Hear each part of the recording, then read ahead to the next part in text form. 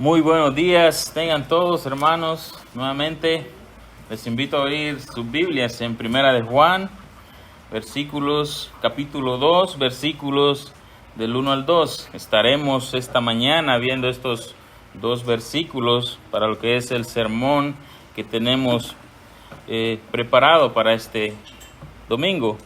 Así, hermanos, dice su palabra: hijitos míos, estas cosas os escribo para que no pequéis.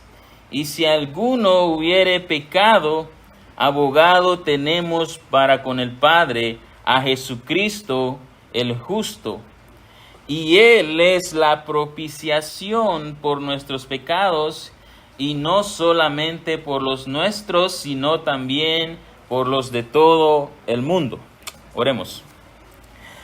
Amado Padre Celestial, en esta mañana, Señor, que nos has permitido estar nuevamente en este lugar, Señor, que tú nos has regalado, Padre, para que como iglesia vengamos domingo tras domingo, Señor, para escuchar todo lo que tú quieres hablar a tu iglesia, Señor. Y así, Señor, confiamos, Señor, y creemos en esa verdad que nos has hablado ya, Señor. Que si tú no eres, Señor, testificando de ti mismo, Señor, en vano, nosotros nos paramos aquí, Señor, para hablar, Señor. Y así, Señor, con esa confianza nos presentamos, Señor, delante de ti, Señor, únicamente por los méritos de Cristo Jesús, quien murió en esa cruz y se entregó a sí mismo por nosotros, Señor. No hay otra manera por la cual nosotros estemos aquí. Y queremos, Señor, que seas tú hablándonos a cada uno de nosotros, Señor, tu palabra, Señor. Señor, edifica cada corazón en esta mañana de los hermanos que han venido acá, Señor, y aquellos que aún no han venido a ser parte de la iglesia, aquellos que aún no han conocido a Cristo, no te han conocido a ti, amado Padre, que hoy sea el día, Señor, que tú das vida a esos huesos secos, Señor. Lo pedimos todo en el precioso nombre de Cristo Jesús. Amén. Pueden tomar asiento, hermanos. El tema de hoy, hermanos, es Cristo es la propiciación. El día de hoy, hermanos, les voy a pedir de su paciencia porque vamos a estar yendo por toda la Escritura, versículos para poder explicar lo que prácticamente el tema de hoy quiere hablarnos. Dicho esto, hermanos, entramos, y es que uno de los temas principales que Juan está en esta carta nos está dando es la seguridad. Juan busca asegurar a sus lectores cristianos y les proporciona una serie de formas en las que pueden saber si son creyentes.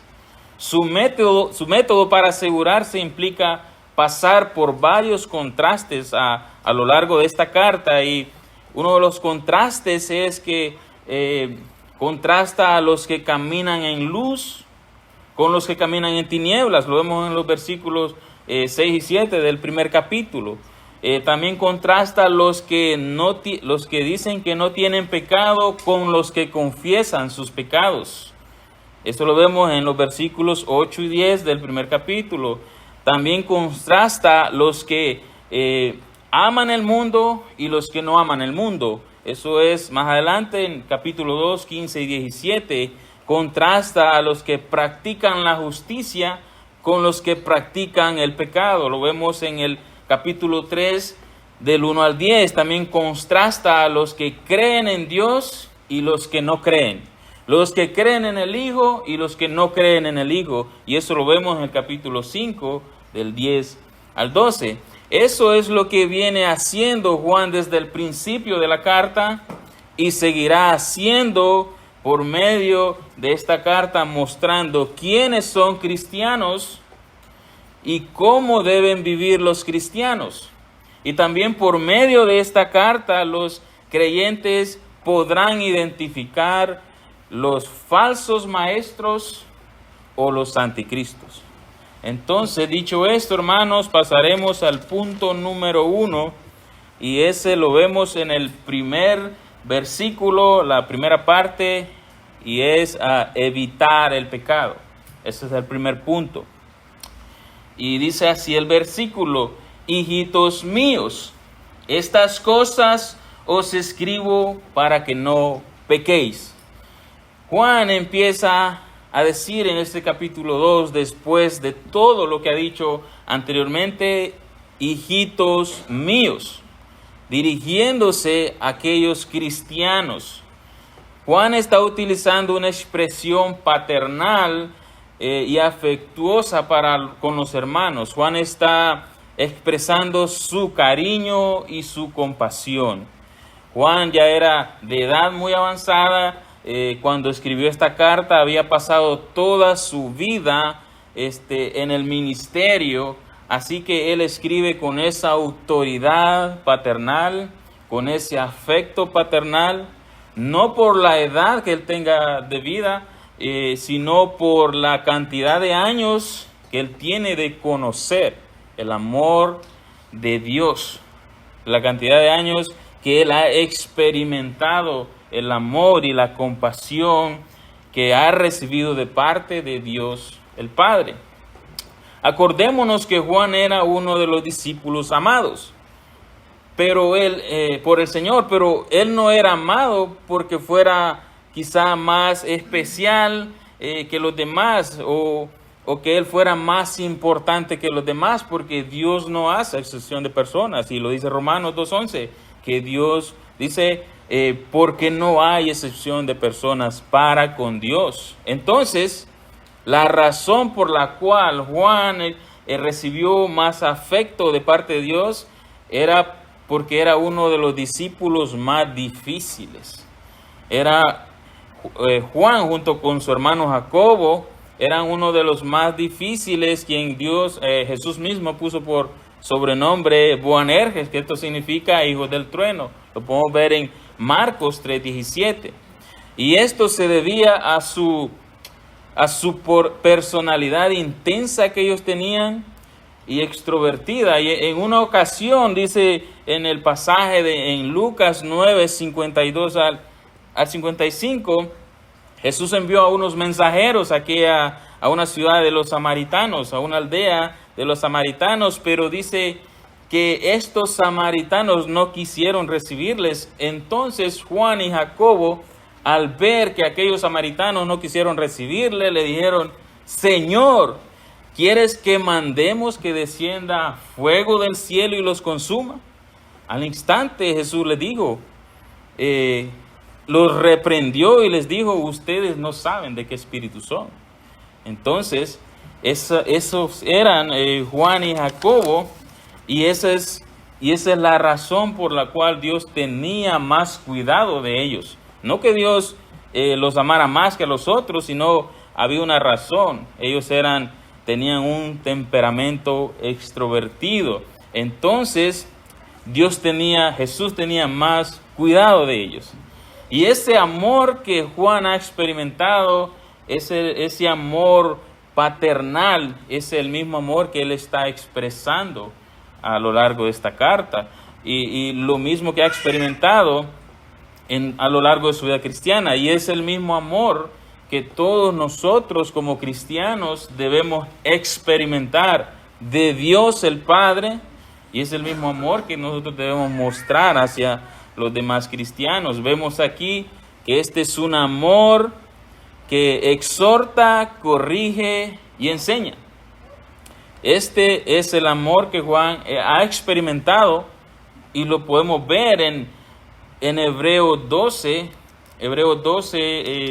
versículos 5 y 6, donde dice: y habéis olvidado la exhortación que como a hijos se os dirige, diciendo: Hijo mío, no menosprecies la disciplina del Señor, ni desmayes cuando eres reprendido por Él, porque el Señor al que ama disciplina y azota a todo el que recibe por hijo. Entonces, este es el amor bíblico que un cristiano maduro o que un cristiano ha experimentado.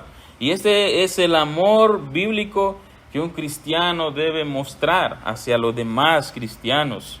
Entonces Dios ama a todos aquellos, pero también disciplina y exhorta a todos aquellos que recibe como a hijos en Cristo. Este no es un amor tolerante.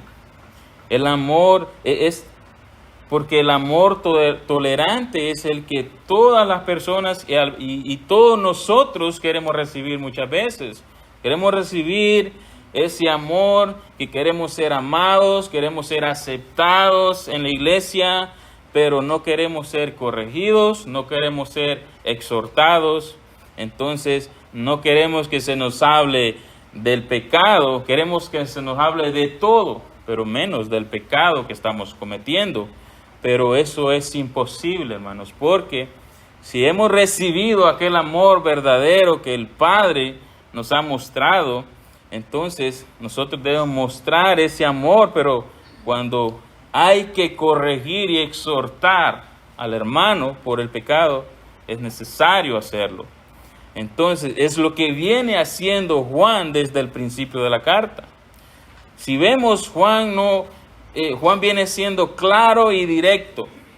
Dice, Juan no se anda con rodeos como para que el hermano no se sienta mal o como para que el hermano no se vaya de la iglesia.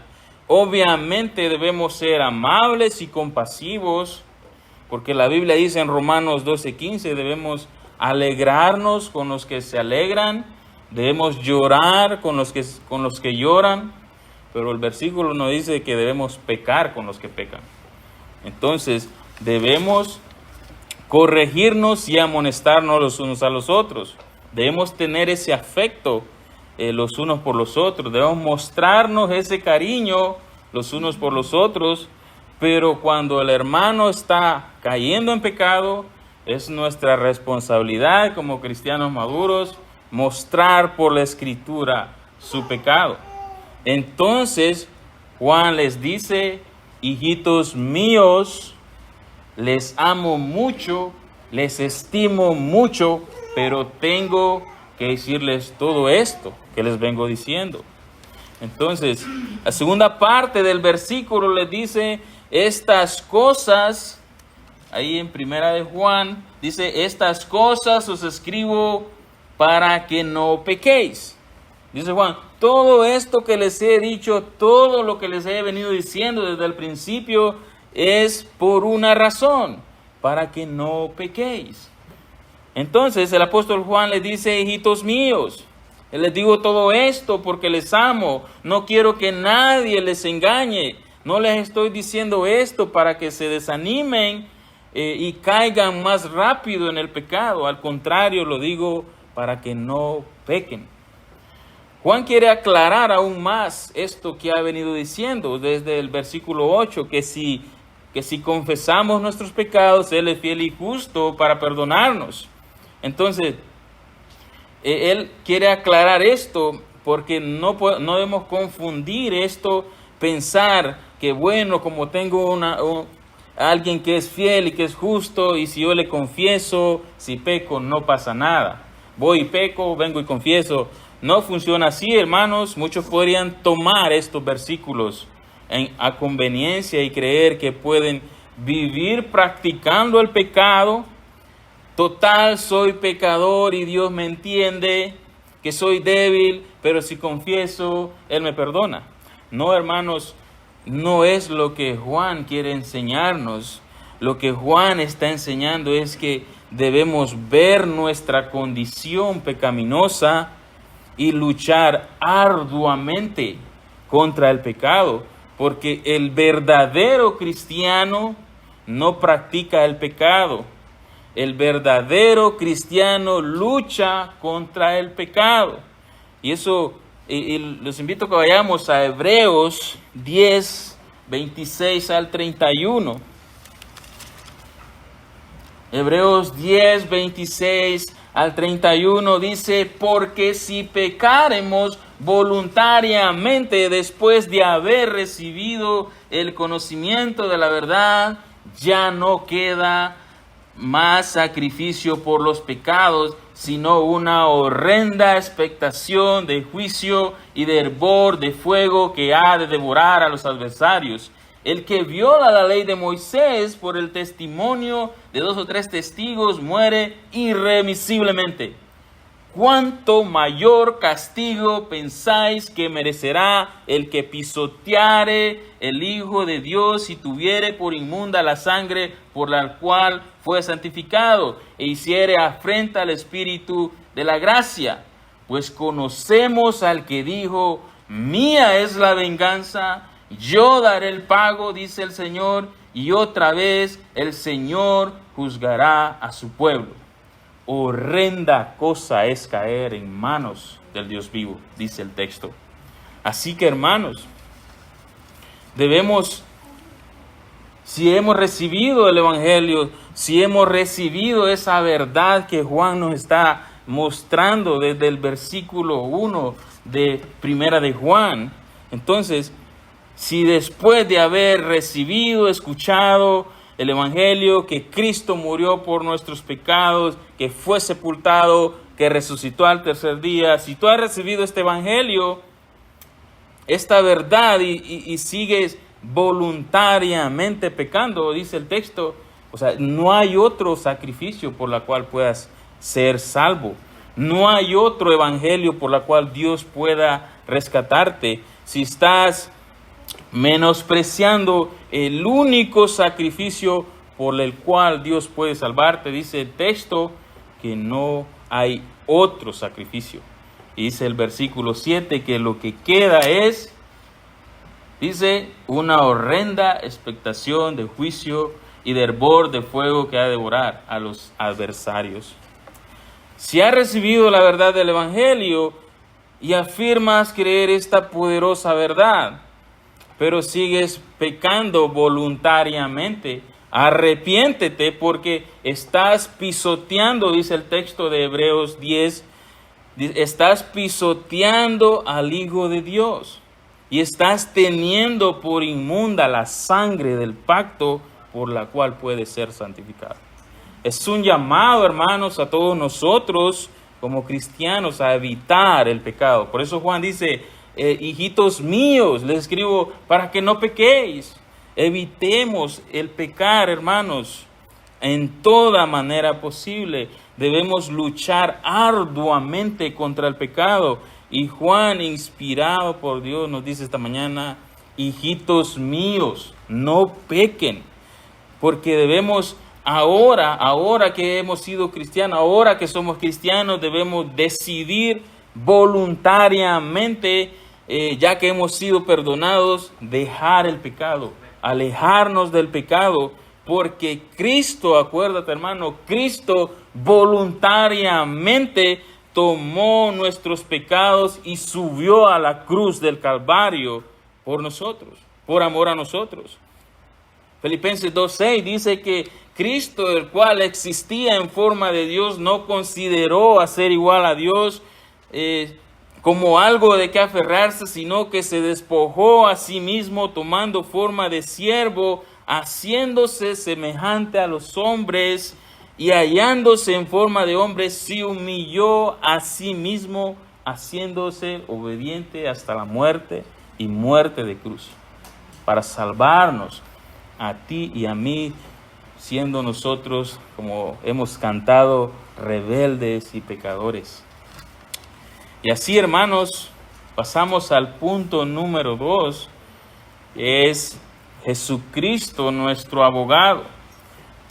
Estaremos viendo este punto en el mismo versículo 1, segunda parte, y dice, y si alguno hubiere pecado, abogado tenemos para con el Padre, a Jesucristo, el justo. La Biblia de las Américas traduce esta parte de esta manera, y si alguien peca. En esta parte la Reina Valera 1960 es más exacto y se apega más al original, porque dice, si alguno hubiere pecado, refiriéndose al tiempo pasado. Entonces, mientras que la Biblia de las Américas dice, si alguien peca, refiriéndose más en tiempo presente. Ambas son correctas, pero debemos aclarar para no malinterpretar este versículo y pensar que lo que me está diciendo es, puedes pecar, pero tienes abogado. No, hermanos, debemos alejarnos totalmente del pecado. Juan no está dando libertad o opciones para pecar. Juan lo que te está dando es la seguridad de tu salvación en Cristo. Que Cristo ha pagado por completo todos tus pecados. Que es por eso que así como cristianos luchamos y nos esforzamos para no caer en el pecado, porque vivimos en la carne, hermanos, y podemos caer. No es que queremos, sino que si después de haber luchado arduamente caemos, si lucháramos al máximo por no pecar y cayéremos, dice, abogado tenemos. Abogado tenemos. Entonces, abogado en griego significa o es parakletos, que esto también se refiere a un ayudador o un consolador. Y en Juan, en el Evangelio de Juan 16, versículo 7, traduce esta palabra como consolador, que literalmente es uno que está llamado a ponerse al lado. Jesús mismo citó y dijo en Juan 16, versículo 7 al 8, dice, pero yo os digo la verdad, os conviene que yo me vaya, porque si no me fuere, el Consolador no vendría a vosotros, mas si me fuere, os lo enviaré. Y cuando Él venga, hablando del Consolador, convencerá al mundo de pecado, de justicia y de juicio. Entonces podemos entender en ese sentido que Jesucristo es nuestro abogado, sí, y que está a la derecha del Dios Padre Todopoderoso, intercediendo por nosotros, pero también dice, ha enviado al Espíritu Santo, que es Dios, y el Espíritu Santo es quien nos consuela, nos ayuda y nos guía en nuestra vida cristiana mientras estamos en este mundo. En ese sentido, Cristo no solo está intercediendo ante el trono celestial, sino que también ha enviado a nuestro abogado consolador, quien nos guía y nos ayuda y está a nuestro lado aquí en la tierra, mientras nosotros peregrinamos en nuestra vida cristiana. También dice el versículo 8 de Juan 16, que es quien nos convence de pecado, de justicia, de juicio, dice. Entonces, por eso es, hermanos, que no tenemos excusa. Entonces, y es por eso que Dios nos está llamando a través de esta carta a vivir una vida en santidad, porque tenemos a Cristo a la diestra de Dios, compadeciéndose de nuestras debilidades, y tenemos al Espíritu Santo con nosotros, ayudándonos a luchar y a vencer el pecado. Y si somos atribulados por el pecado, el Espíritu Santo es quien nos consuela. Y es por eso, hermanos, que no luchamos con nuestras fuerzas, es con las fuerzas de Dios mismo, porque es el Espíritu Santo con nosotros. Y si tú has caído en pecado, no es porque Cristo no ha intercedido lo suficientemente por ti, o tal vez que el Espíritu Santo se le olvidó y se descuidó que te estaba ayudando. No, hermanos, si hemos caído en pecado o si has caído en pecado es porque te has dejado llevar por los deseos pecaminosos de la carne. Has deseado más el pecado que obedecer a Dios, porque Dios es santo. Acordémonos de eso, Dios es santo, santo, santo. Isaías 59:2 dice que nuestros pecados causan separación entre nosotros y Dios. Entonces, cuando nosotros estamos inclinándonos más hacia el pecado, nos estamos separando de Dios. del Dios Santo. Entonces, hermano mío, si has reconocido que eres un pecador, que estabas muerto en delitos y pecados y que merecías el infierno, pero que has venido en arrepentimiento poniendo tu fe en Cristo Jesús y has creído que Él vivió la vida perfecta por ti, que Él murió por ti, que Él resucitó al tercer día por ti, tú eres salvo, hermano.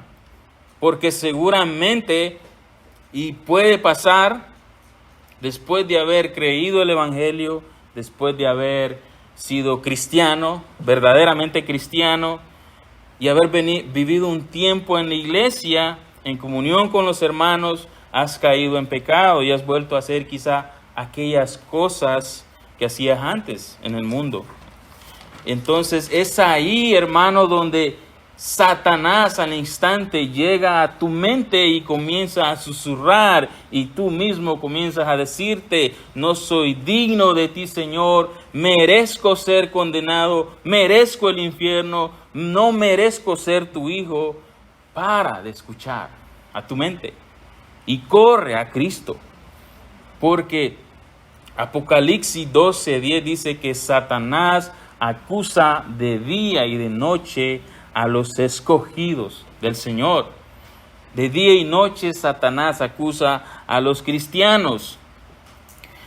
Si tú eres uno de esos hermanos y hermanas que está siendo acusado por algún pecado que has cometido o has caído en pecado y Satanás está susurrando a tu mente, si Satanás está acusándote, mira lo que dice Dios en Hebreos 4, del 15 al 16.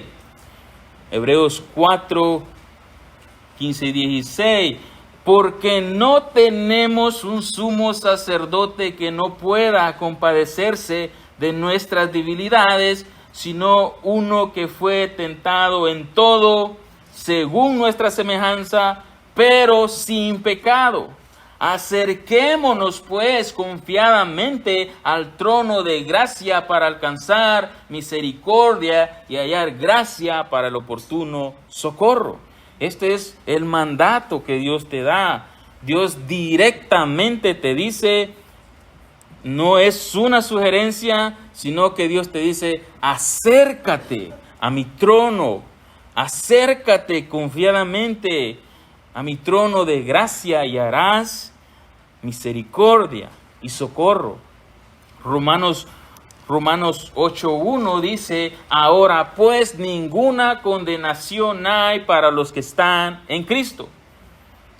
Tú ya no puedes ser juzgado por un caso que Cristo ya ganó, por un caso que ya fue resuelto por el mejor abogado del universo, por Cristo Jesús. Pero vemos que el versículo no termina ahí. Dice: los que no andan conforme a la carne, sino conforme al Espíritu. Entonces, si tú has pecado, tienes esperanza. Pero si te estás deleitando en ese pecado y estás cómodo en ese lodo cenagoso, entonces es porque ahí perteneces. Y lo que necesitas es venir en arrepentimiento, creyendo el Evangelio para que Dios te haga nacer de nuevo. Pero si verdaderamente estás en Cristo, en ese momento que caes en pecado, en ese pantano de pecado, tratas y luchas por salir de ahí. Y ahí es donde Cristo te extiende la mano. Pero si estás cómodo ahí, entonces no puedes ver a Cristo. Entonces, y es ahí donde Satanás empieza a hundirte más. Pero si verdaderamente estás en Cristo, no te puede hundir más, porque ninguna condenación hay para los que están en Cristo. Entonces, pero Satanás aún así puede acusarte y te puede estar condenando, pero si tú eres verdaderamente cristiano, él no puede acusarte. Porque dice más adelante, Romanos 8, 33 al 34, ¿quién acusará a los escogidos de Dios? Dios es el que justifica. ¿Quién es el que condenará? Cristo es el que murió, más aún el que también resucitó, el que además está a la diestra de Dios, el que también intercede por nosotros. Regresando a Primera de Juan, dice ahí la segunda parte de que abogado tenemos para con el Padre, a Jesucristo el justo. Y para mí sería blasfemo y herético comparar a Jesucristo, el perfecto abogado, con una persona que es llamada abogado aquí en la tierra, porque muchas veces queremos explicar algo como para que sea más entendible, pero podemos caer en esas herejías tratando de comparar algo celestial, santo, perfecto con cosas terrenales. Porque por más miles y miles de dólares que el hombre más malo de este mundo le pague a un abogado terrenal, y vamos a decir que es el mejor abogado terrenal, entonces, por más miles y miles de dólares que este hombre le pague, entonces, y peor si aún este hombre está condenado ya a pena de muerte, entonces es imposible que este hombre pueda ser liberado. Al menos que este abogado venga delante del juez y le diga, pon sus cargos sobre mí, yo voy a pagar por él. Si es posible, voy a morir. Pero eso es imposible que alguien terrenal lo haga por más miles y miles de dólares que reciba. Entonces, mientras que Cristo voluntariamente, dice, gratuitamente quiso poner en libertad a personas tan, pero tan pecadoras como tú y como yo, entonces que diariamente o a cada instante quebrantamos la ley, la perfecta ley de Dios. Cristo voluntariamente tomó nuestra culpa y gratuitamente nos ha dado libertad y nos ha liberado de la condenación, de la muerte. Entonces Cristo se presentó ante Dios siendo justo y bueno y dijo, yo pagaré por ellos. Gloria a Dios, hermanos, porque Él es el perfecto abogado. Él es nuestro abogado. Y así, hermanos, pasaremos al punto número 3 de esta mañana, que se titula Nuestra propiciación. Punto donde estaremos yendo a ver muchos versículos para poder explicar lo que esto significa.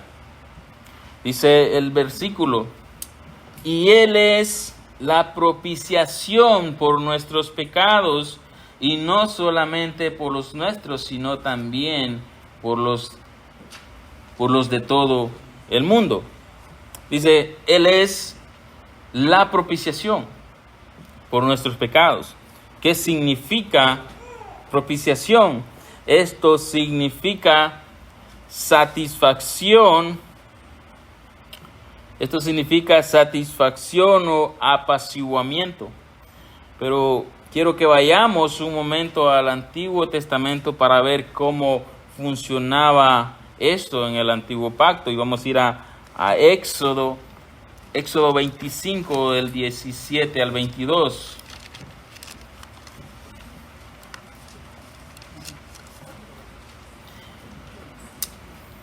Éxodo 25, del 17 al 22, dice, si vemos en el primer versículo, dice que Jehová habló a Moisés diciendo, y empieza a decirle un montón de cosas que Moisés debía hacer.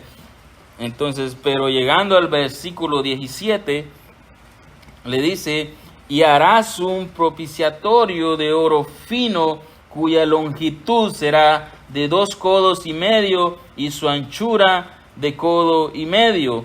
Harás también 2 querubines de oro labrados a martillos, lo harás en los 2 extremos del propiciatorio. Harás pues un querubín en un extremo y un querubín en el otro extremo de una pieza. Con el propiciatorio harás los querubines en sus 2 extremos, y los querubines se extenderán por encima las alas, cubriendo con sus alas el propiciatorio, sus rostros el uno enfrente del otro, mirando al propiciatorio los rostros de los querubines. Y pondrás el propiciatorio encima del arca, y en el arca pondrás el testimonio que yo te daré, y de ahí me declararé a ti y hablaré contigo de sobre el propiciatorio de entre los 2 querubines que están sobre el arca del testimonio, todo lo que yo te mandaré para los hijos de Israel. Entonces, aquí habla respecto del propiciatorio, que es lo mismo. De ahí proviene la propiciación. El propiciatorio, dice, era la tapa o la cubierta del arca del pacto, donde se habían puesto la ley, las tablas de la ley.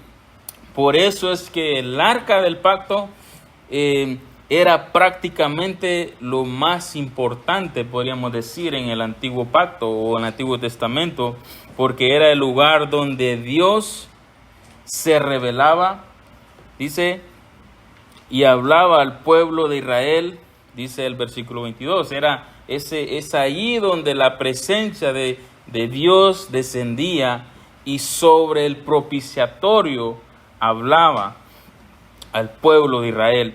Y también era el lugar donde se hacían los sacrificios o se derramaba la sangre de los sacrificios en presencia de Dios. También vemos en Levítico, ahí más adelante, Levítico 16, 14 al 15, dice: tomará luego de la sangre del becerro y la rociará con su dedo hacia el propiciatorio, al lado oriental, hacia el propiciatorio, esparcirá con su dedo 7 veces de aquella sangre. Después degollará el macho cabrío en expiación por el pecado del pueblo, y llevará la sangre detrás del velo adentro, y hará de la sangre como hizo con la sangre del becerro, y la esparcirá sobre el propiciatorio delante del propiciatorio. Y más atrás en Éxodo 29, 38 al 39, vemos, dice: esto es lo que ofrecerás sobre el altar: 2 corderos de un año, cada día continuamente ofrecerás uno de los corderos por la mañana, y el otro lo ofrecerás a la caída de la tarde. Entonces vemos, eran 2 sacrificios por día que se hacían. Entonces, y eso es porque ellos pecaban diariamente. Ellos no eran santificados o perdonados porque cumplían todo. Los corderos y los sacrificios eran muestra de que ellos pecaban continuamente. Y vemos más adelante en Levíticos 1 al 5 que dice: entonces degollará el becerro en presencia de Jehová. Entonces, la presencia de Dios estaba sobre el propiciatorio, y es ahí donde venían continuamente para presentar estos sacrificios. Entonces vemos que era necesario que continuamente se hicieran estos sacrificios y ofrendas por el pecado. Y esto Dios lo había establecido o diseñado como preparación para la venida del Mesías. Entonces, pero también por medio de esas ofrendas y sacrificios continuos, la ira de Dios era apaciguada temporalmente hasta que viniera el verdadero sacrificio, el perfecto Cordero que satisfacería la ira de Dios para siempre. Les invito a ir a Hebreos 10 del 1 al 10. Dice, porque la ley, teniendo la sombra de los bienes venideros, no la imagen misma de las cosas, nunca puede, por los mismos sacrificios que se ofrecen continuamente cada año, hacer perfectos a los que se acercan. De otra manera cesarían de ofrecerse.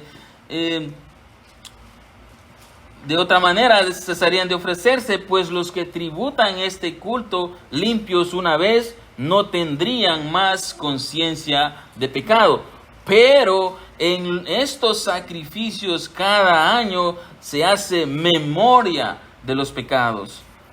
Porque la sangre de los toros y de los machos cabríos no puede quitar los pecados, por lo cual entrando en el mundo dice, sacrificio y ofrenda no quisiste, mas me preparaste cuerpo. Holocausto y expiaciones por el pecado no te agradaron. Entonces dije, he aquí que vengo, oh Dios, para hacer tu voluntad. Como en el rollo del libro está escrito de mí, diciendo, primero, sacrificio y ofrenda y holocaustos y expiaciones por el pecado no quisiste, ni te agradaron, las cuales cosas se ofrecen según la ley.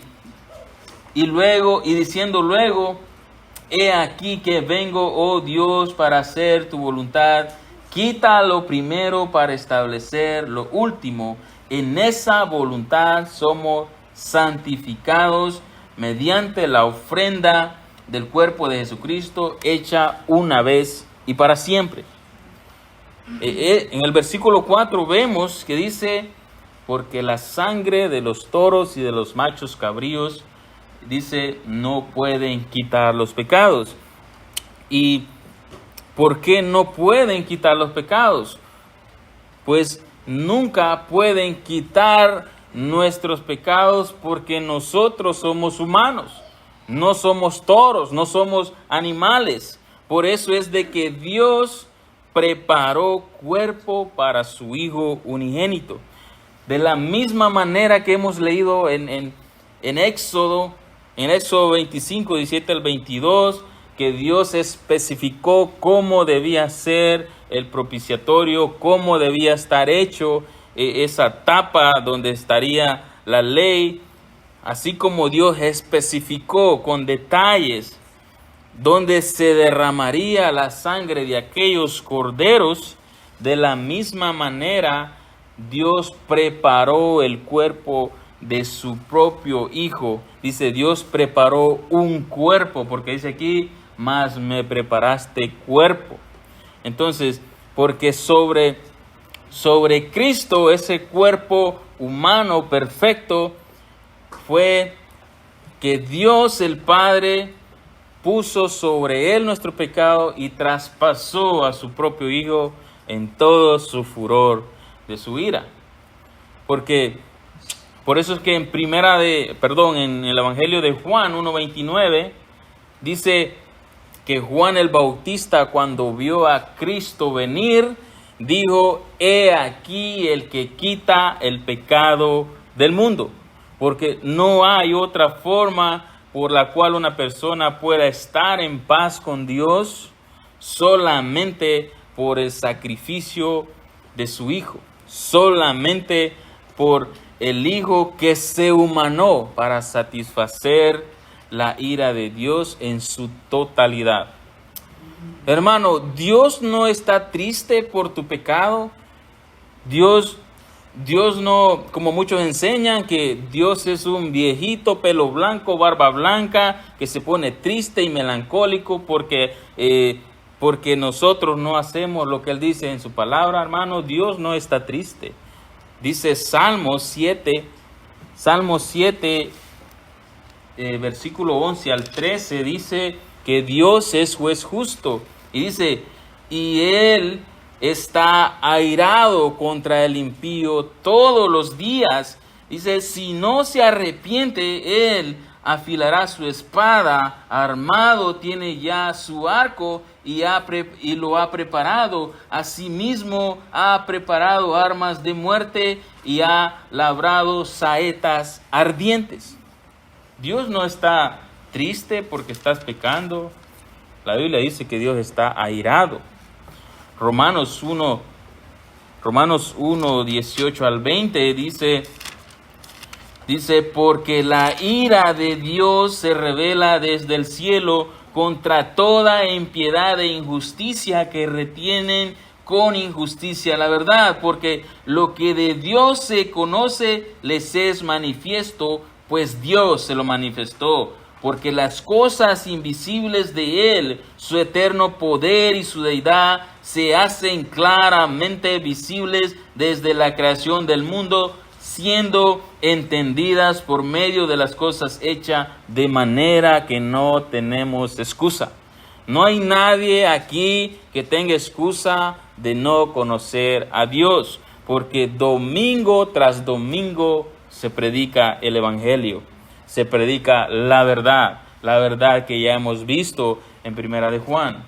Entonces, y si tú no has venido en arrepentimiento, si tú no has venido en arrepentimiento es porque dice el versículo 18 que retienes con injusticia la verdad del Evangelio. Entonces, y retener con injusticia la verdad del Evangelio es oponerte al Evangelio y aferrarte a tu pecado. Y si aún aquí no se predicara el Evangelio, no tendríamos excusa, porque dice el versículo 20 de Romanos, dice que las cosas invisibles, dice, porque las cosas invisibles de Él, su eterno poder, se hacen claramente visibles por las cosas que han sido hechas. Entonces, por medio de las cosas que Dios ha hecho desde la fundación del mundo. Toda la creación, dice la Biblia, que declaran la gloria de Dios. Los cielos cuentan su gloria. Todo lo que tú ves es lo que Dios ha revelado, de manera de que no tenemos excusa. Si no conoces a Dios y no vives para Dios, es porque vives aferrado a tu pecado. Esa es la realidad y te deleitas en ese pecado. Entonces, debemos venir en arrepentimiento y creer en aquel que puede quitar los pecados, porque Cristo es el Cordero que quita el pecado. Cristo es la propiciación por nuestros pecados. Segunda de Corintios 5:21 dice, Segunda de Corintios 5:21, al que no conoció pecado, por nosotros lo hizo pecado, para que nosotros fuéramos hecho justicia de Dios. Isaías 53, 1 al 10, 53, 10 y 11 dice, con todo eso Jehová quiso quebrantarlo, sujetándole a padecimiento cuando haya puesto su vida en expiación por el pecado. Verá linaje, vivirá por largos días, y la voluntad de Jehová será en su mano prosperada. Verá el fruto de las aflicciones de su alma y quedará satisfecho. Por su conocimiento justificará mi siervo justo a muchos y llevará la iniquidad de ellos. Hebreos 2:17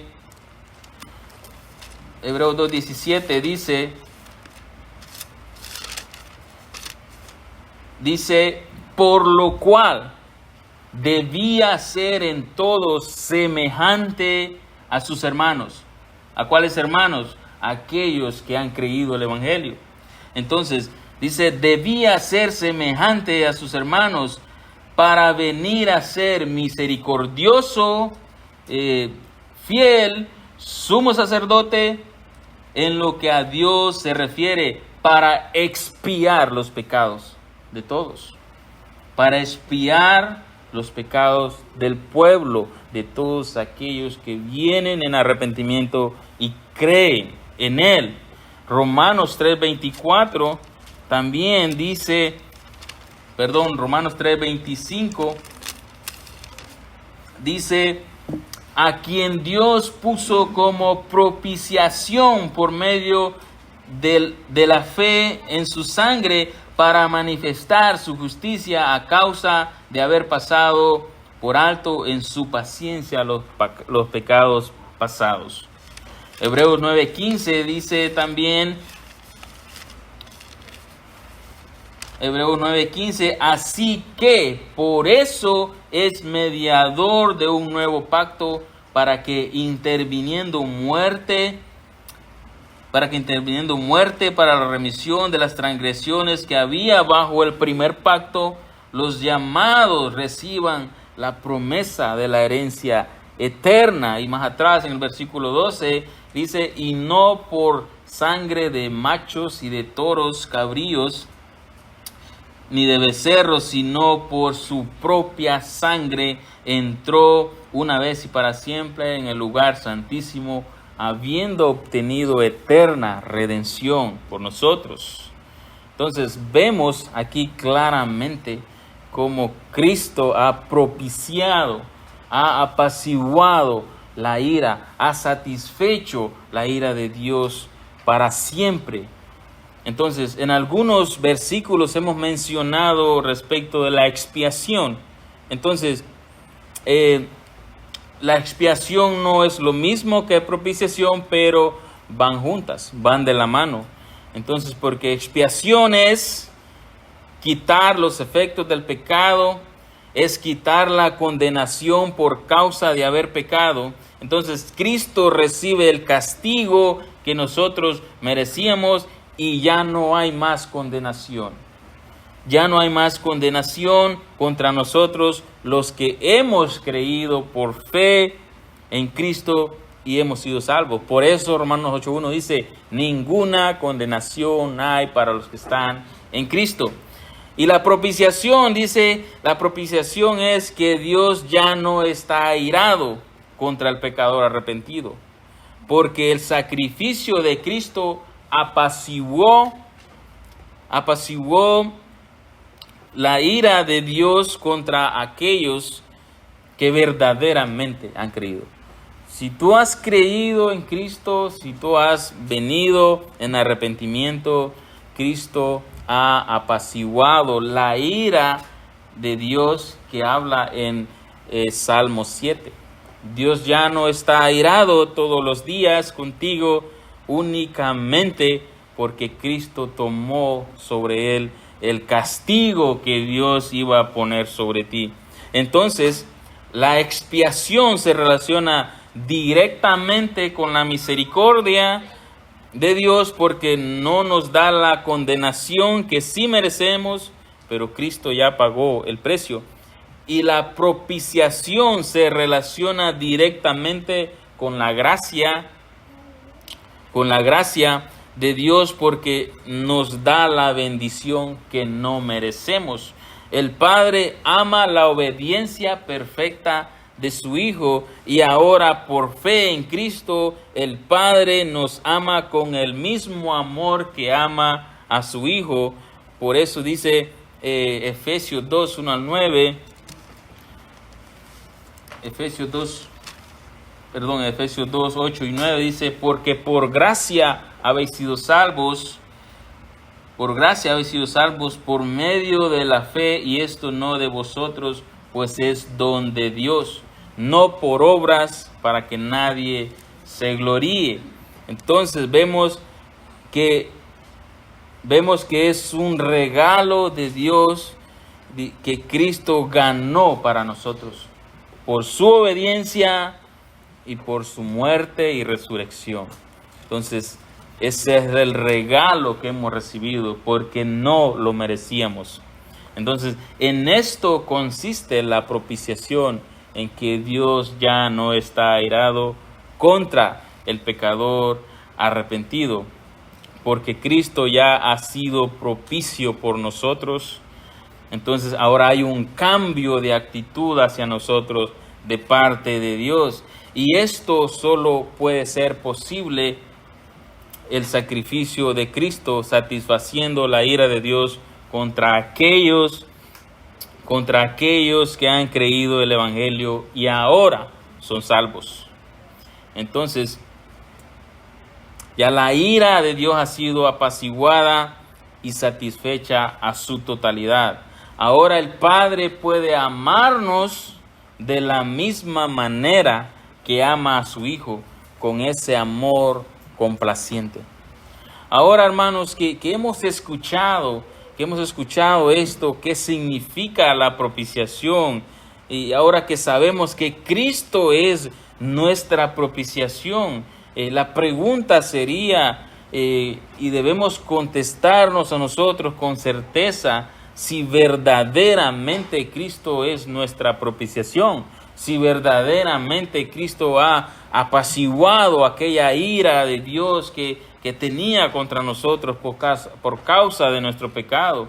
Porque la realidad es de que si no ha sido satisfecha esa ira que Dios tiene para todos los pecadores, la realidad es que esa ira aún está sobre tu cabeza. Y en cualquier momento Dios puede dejar caer el peso de su ira contra ti. Porque dice el Salmo 7 que Dios está airado y ha preparado, armado tiene ya su arco. Eso hace referencia a un tirador de arco que está así, hermano. Imagínate a Dios con esa flecha directamente apuntándote hacia ti, que en cualquier momento Dios puede soltar esa flecha. Y Dios no falla.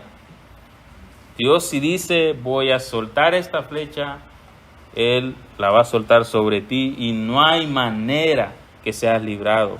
Entonces, por eso es el llamado, que vengas en arrepentimiento si aún no has creído el Evangelio, porque solo Cristo puede satisfacer esa ira que tiene Dios para ti. En esto debe avivar nuestro corazón como cristianos y debemos presentarnos delante de Él como un sacrificio vivo que es santo y que agrada a Dios. No debemos conformarnos a este siglo, no debemos conformarnos a este mundo, sino que debemos ser transformados, debemos renovar nuestro entendimiento con la palabra de Dios para conocer la perfecta, buena y agradable voluntad de Dios y vivir de acuerdo a esa voluntad de Dios. Entonces, hermanos, que esto nos anime y caminemos aún más buscando esa santidad que Dios nos está pidiendo. Y vamos a terminar con esto y seguimos en la segunda parte de este versículo que dice, y no solamente por nuestros pecados, sino también dice, por los de todo el mundo. Cuando Juan dice no solo por los nuestros, quizá está refiriéndose a algunas personas o algunos judíos que habían creído.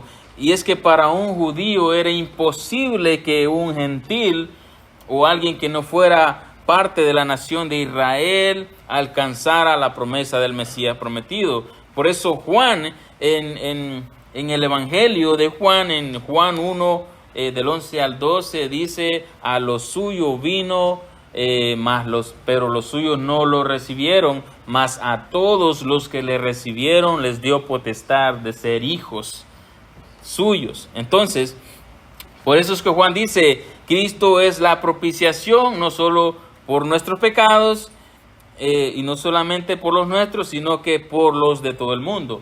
¿Y quiénes son los de todo el mundo? Dice, entonces son los que menciona en ese versículo de Juan 1, 11 y 12. En el versículo 12, aquellos que le recibieron. Aquellos que cuando se les predica el Evangelio, creen en el Evangelio y pasan de ser hijos de Dios por el Evangelio.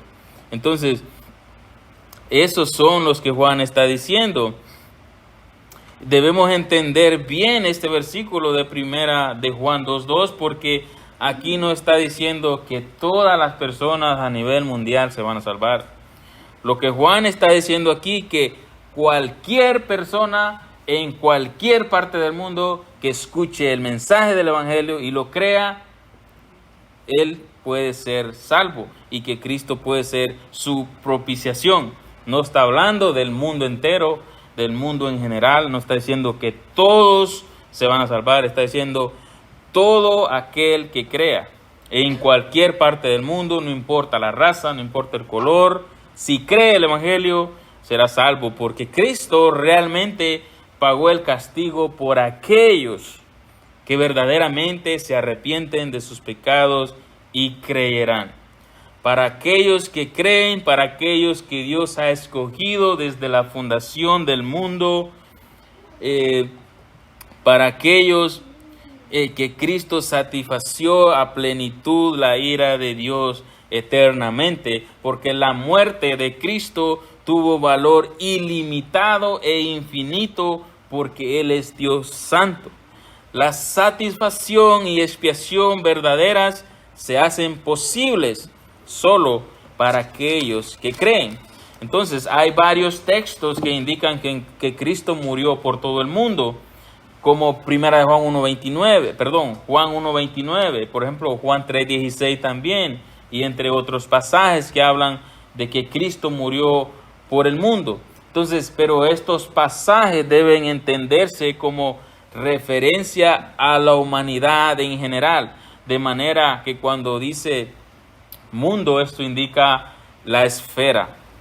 Esto se le llama amor benevolente, el amor general que tiene Dios por toda su creación.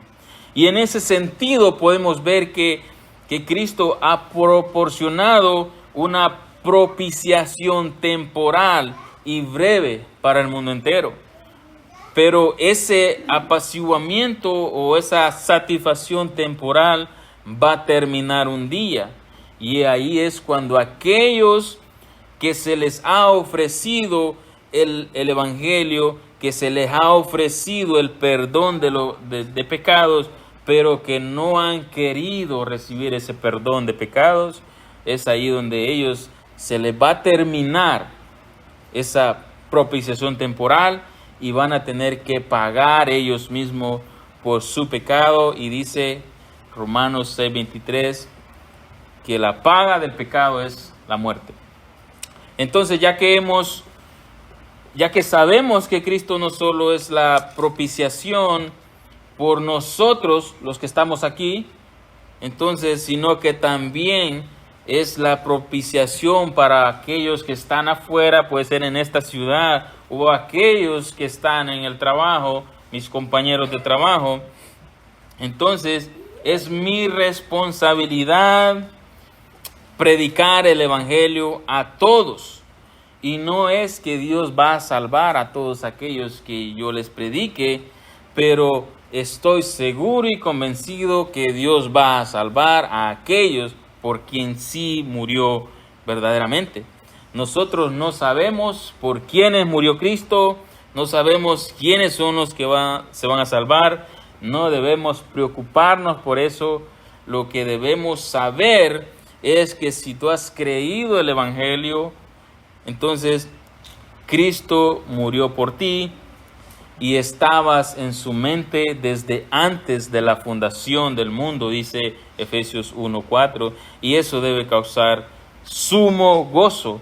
Ahora solo tenemos que predicar el Evangelio a toda criatura y Dios va a salvar a los que Él quiera salvar. Y concluyo con esto, hermanos.